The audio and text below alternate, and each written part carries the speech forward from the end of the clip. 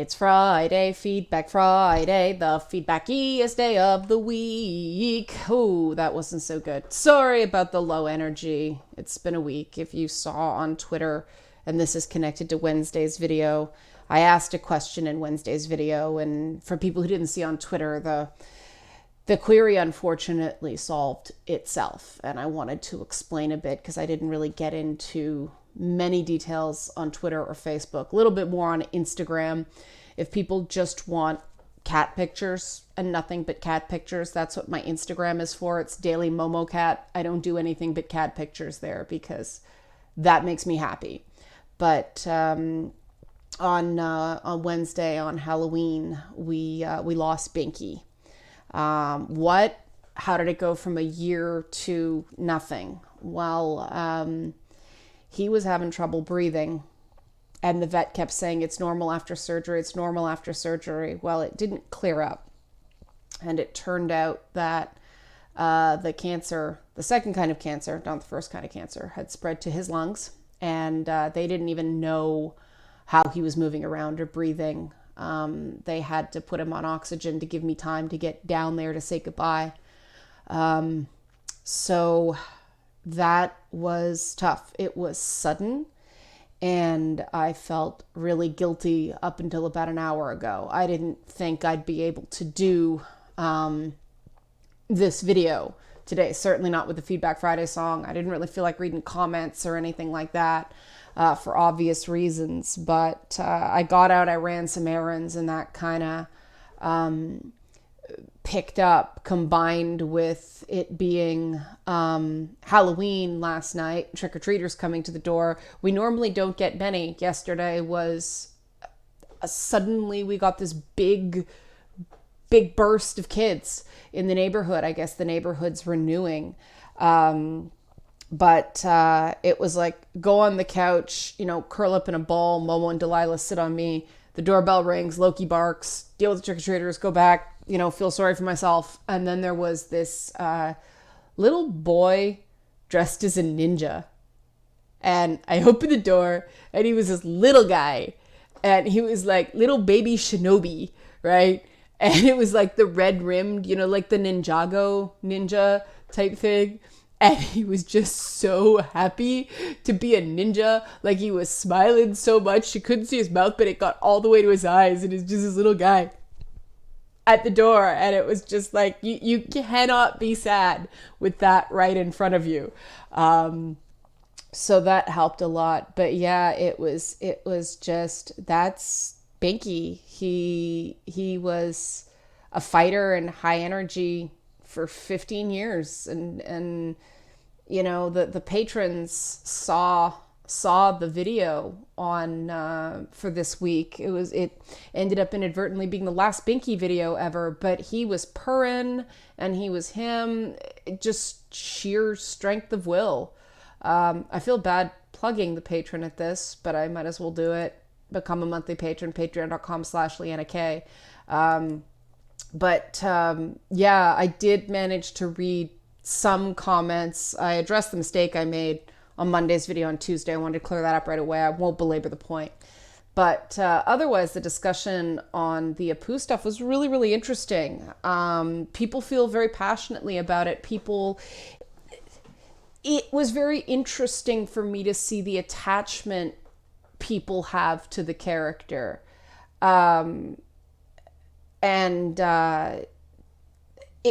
These things aren't simple. I mean, on the one hand, like I know there are certain characters, like with me, it was Penny on The Big Bang Theory.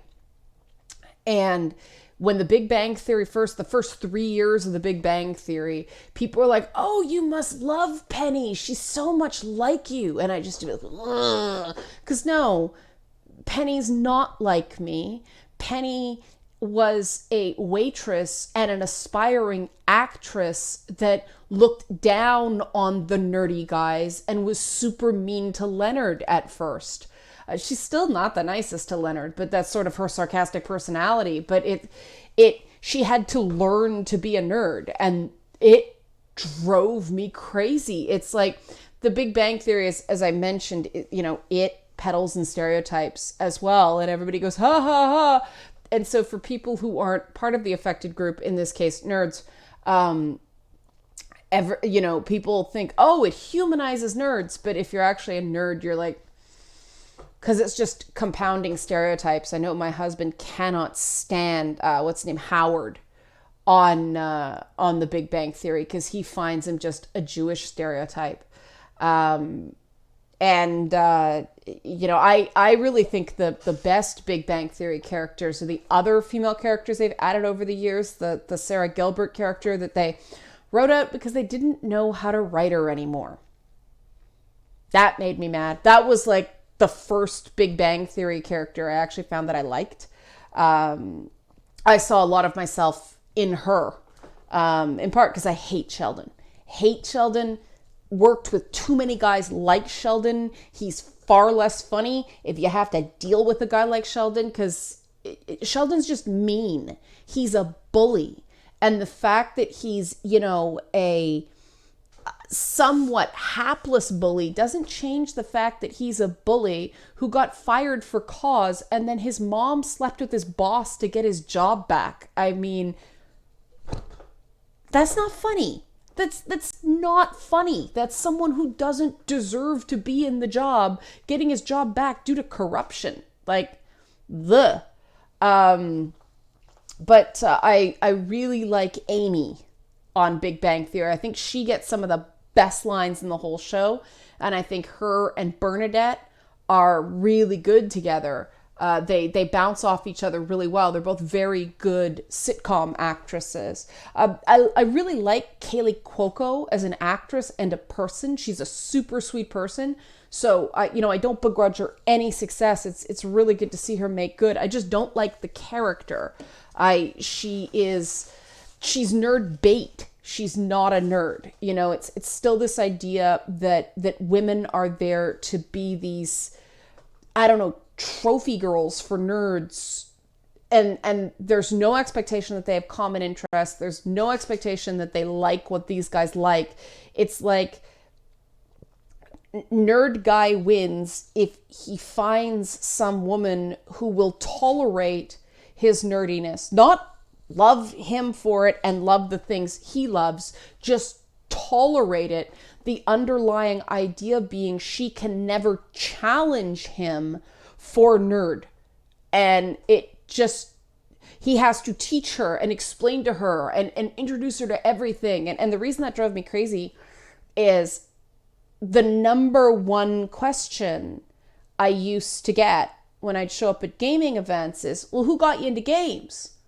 And when I said my mother, stopped dead, brakes squealed, because they expected a boyfriend, a brother, and then it got really awkward. Some people actually went, come on, your mom? It's like, yeah, my mom took me to arcades when I was 3 so I could play Bucka Bucka, aka Pac-Man. She didn't understand how into games like Space Invaders and Missile Command I got. Hogan's Alley was another big one. Wizard of War. Oh my God, I played that game so long I'd close my eyes and still see it. She likes Centipede, which thanks to Donna Bailey, my mother went to the arcade and she played Centipede, and I played every other game in the thing until I ran out of quarters. But people expected it to be some male figure in my life. It wasn't. It was my mom. And it really got to the point where they were so incredulous I wanted to punch them in the face. And that's how I sort of relate to South Asian people having an issue with Apu. And it's a personal thing. It's a personal confrontation of stereotypes thing. And I really think there are no wrong answers, whether you like Apu, you don't like Apu. I personally, he was one of my more enjoyable Simpsons characters when they got into his backstory. I think he was one of the less stereotypical stereotypes, but I'm not the affected group, so I have to stop and listen to people who have a different opinion, and that's totally fine. There don't have to be right or wrong answers. The idea is that you just listen to the criticism and you find a way to make the character better. You don't erase the freaking character from existence because it's hard. And I've really been struggling with the revelation that the Simpsons writers' room is a bunch of Harvard guys, mostly guys. There are a few women writers, but you need a degree from Harvard to write cartoons now? That's not the history of comedy. That's not, no, like there shouldn't be an academic pedigree to funny. Funny comes from the street. Funny comes, American comedy especially comes from the immigrant experience. Look it up. It does. Guys like Lenny Bruce were very informed by his Jewishness. Howard Stern, very informed by his Jewish upbringing. Jews are really good at doing offensive comedy in a way that people can laugh along with, as much as feel like they're being laughed at. Because so much of the old Borscht Belt stuff was so self-effacing. So I'm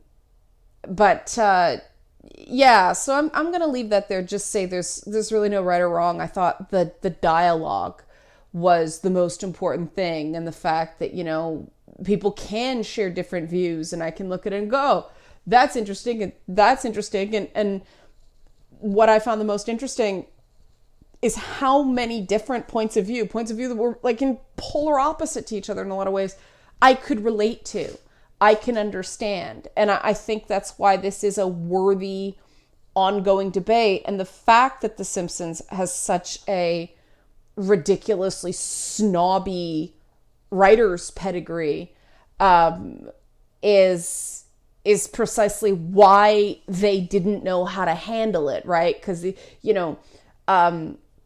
elite, academic elite white liberals just go, privilege, and they burst into self-immolation and all that stuff the minute, maybe they were tone deaf on an issue.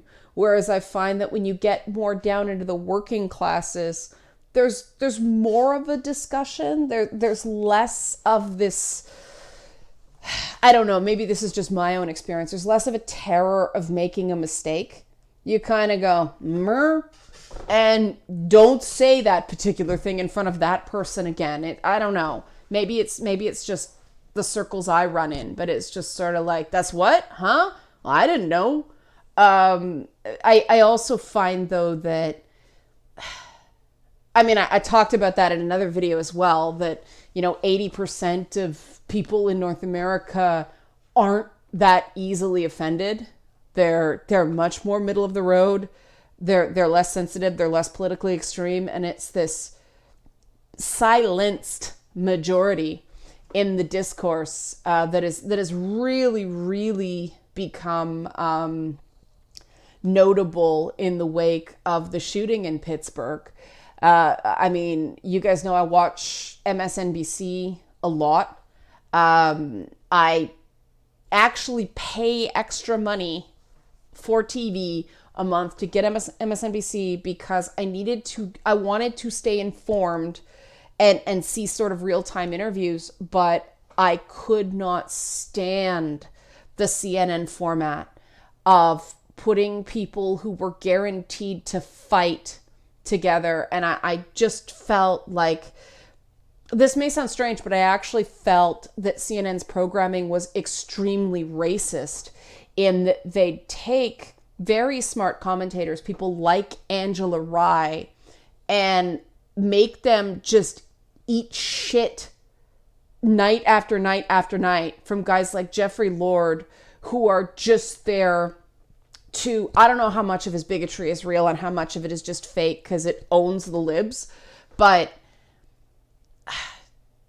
some of the crap he said around him in particular, but there were other people as well. Like, they just get these extremists in there and just let them run wild over people who are, far, maybe equally bankrolled, but I don't know. They don't seem to have the same structures behind them. And I just, you don't get that on MSNBC. It's much more respectful, and Velshi and Rule, especially when there's like a point counterpoint, they actually disagree on stuff, especially regarding economics and markets and stuff like that. But they're both very smart people, and they both clearly have regard for each other. So it's a friendly debate, which I really enjoy because it's a nuanced perspective on things.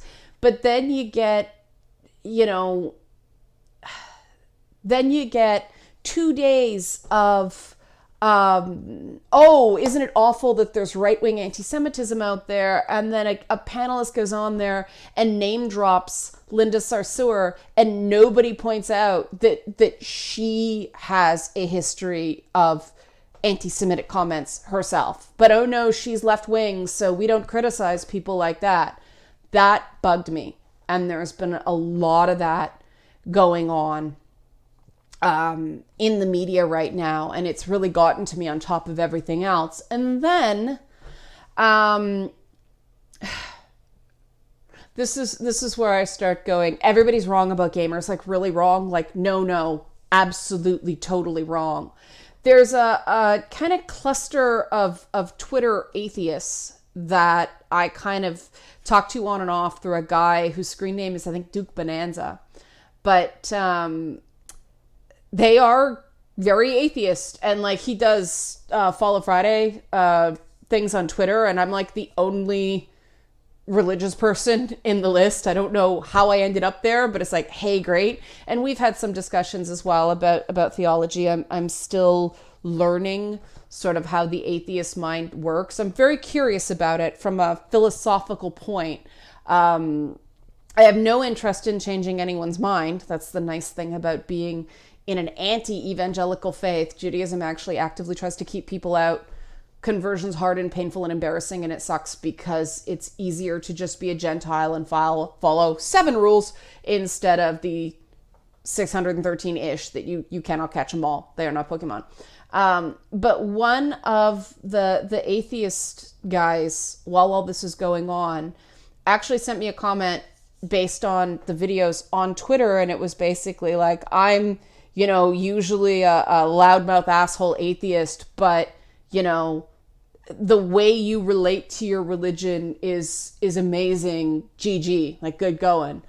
And I'm like, this is awesome. Like, and they're all gamers too, right? But it's like, this is awesome. Like, this is the way it should be. Like, there's a dialogue and people are learning from each other. And, are they all going to get out and get circumcisions? No, of course not. Am I going to suddenly stop believing in God? No, of course not. But we learn a little bit about each other, and the world, our view of the world becomes wiser and more nuanced.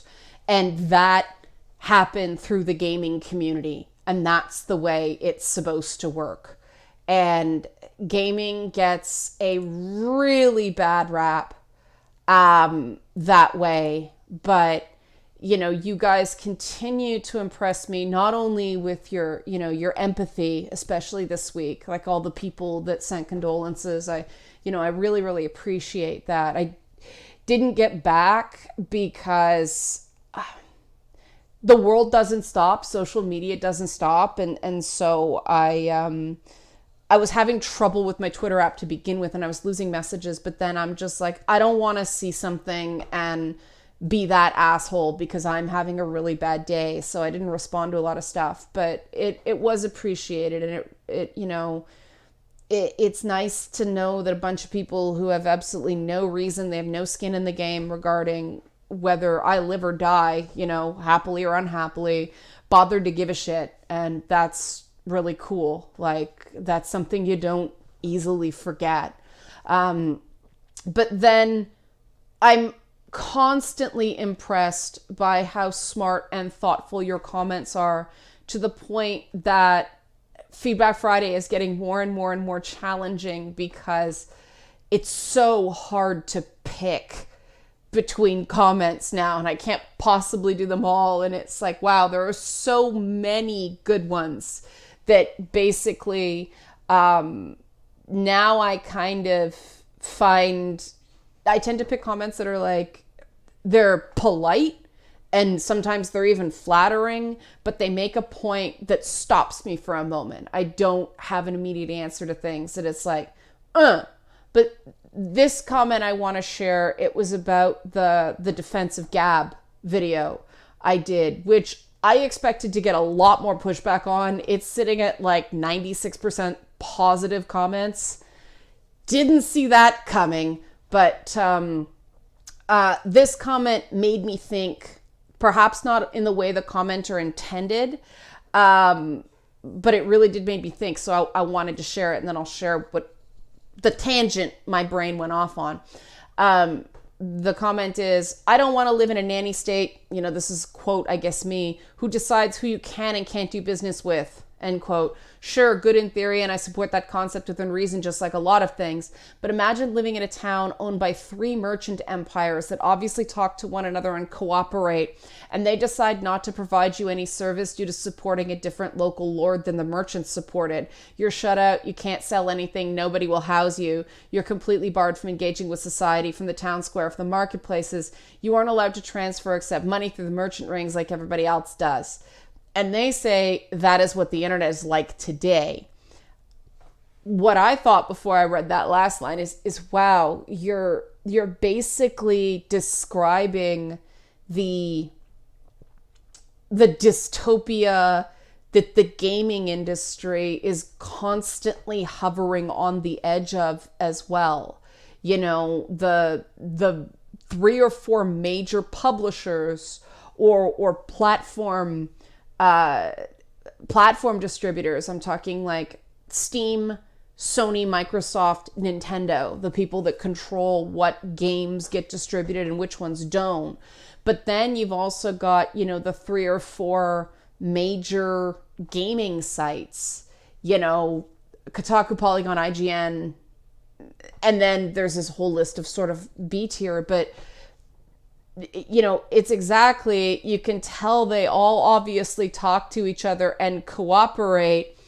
And I've personally been no platformed from that axis. They all decided actively to not cover Lady Bits at all. And there's really no reason in terms of the content of the series. There's really no reason in terms of public interest. There were a lot of new ideas in it. It was very much newsworthy. It was very much topical. They decided not to cover it because, you know, they just decided to shut me out for various political reasons that are a lot more personal than anything. They've backed certain horses, you know, it is pretty much, it's due to supporting a different local lord, or heaven forbid, not supplicating myself to the given local lord regarding gender theory in video games, because I disagree. And I thought, silly me, that there was space in gaming for multiple opinions held and created by women at the same time. But no, silly me, the patriarchy in gaming is not what they claim it is. It is not the user base. Gamers are fine for the, you know, the broad strokes of it. There are assholes in every hobby. But gamers, for the most part, they're non-gender typical males to begin with, so they don't have any problem with this stuff that they claim they have problems with. A lot of gamers are punished for not being typical enough in society. But these so-called liberal, like bastions of liberalism in gaming, they actually are quite patriarchal. And, you know, they only support feminist voices that actually tell women to shut up, sit down, cover up. If you draw any attention to yourself, you're offensive. And I have issues with that for obvious reasons. I don't think that's equality. I don't think it's fair to hold women to a standard where we can't be controversial, we can't be aggressive, we can't, you know, we have to be modest and appropriate at all times, because think about some of the biggest names in gaming. they're all opinionated and controversial. And, you know, the Cliff Blazinskis and the Ken Levines and the Todd Pappies and the, you know, I could go on and on and on and on. Even guys like, you know, Warren Spector. I remember when Clint Hawking dropped that ludonarrative dissidence essay. It was really, or blog post, it was controversial. Some people agreed, some people didn't agree, but guys are allowed to wax philosophic about the finer points of game design systems, and women can't, because heaven forbid we be polarizing and controversial. Sorry to break it to you, that's how you find your audience in gaming. You get an idea, you get a mindset, you get a philosophy, and you just run with that. And it's like a Pied Piper thing. You just attract people along the way, but you have to just go with it. And they don't let women do that in this industry because everybody has to agree with the pre-existing zeitgeist, the pre-existing paradigm, which is poorly translated linear media cultivation theory light. Like, it's not even how cultivation theory works. And it drives me crazy, but I'm not stopping. Because of you guys, because of your support, because you put in effort. When you put out a comment like that, even if it's anonymous, you are still taking a risk, because the problem with social media right now is it's not about the quality of a given argument, it's about the popularity of a given argument. I can't stand the Twitter ratio. Cannot stand it. Who the hell cares? You know, if you have a tweet that generates a lot of comments, well, on YouTube, that's a good thing. Like, dislike, comments, they're all engagement. YouTube, as much as I dislike Google, at least does that right. Twitter themselves doesn't do that. Some social media somebody decided that if you get more comments than likes on Twitter, that means you were too controversial and you pissed too many people off, and so you have a bad Twitter ratio.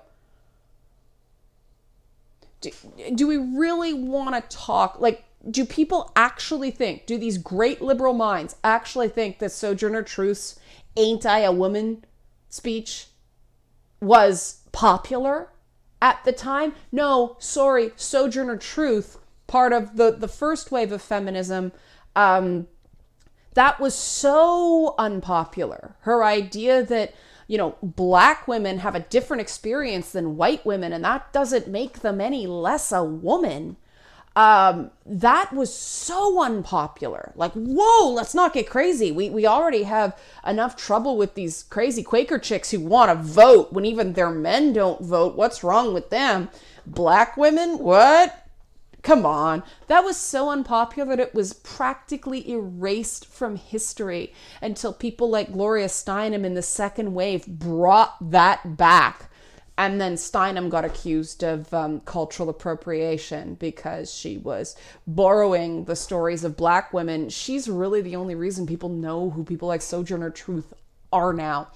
They ended up on the scrap heap of history if the second wave and their consciousness exercises didn't bring that stuff back, didn't bring those voices back from obscurity, because they were just too unpopular. They were just too ahead of their time. You know, 100 years later, we still suck at incorporating black women into women's emancipation, you know, women's equality, gender equality in general. In North America, we just suck at it. We suck up here with incorporating indigenous women into the conversation because they have other social factors affecting them. So they don't give a crap about the things that white women with comfortable lives care about. And you know, the thing is that these unpopular conversations go on in gaming all the time precisely because you guys are very smart and you understand that they're important. Now, we're still figuring out how to keep the conversations productive. And I think we do a very good job on this channel of that. So again, thanks. I'm going to leave it there because we're hitting the half-hour mark. Went through a lot today. But thank you for being cool. Hopefully be back on Monday, barring more craziness. Okay, thanks for watching.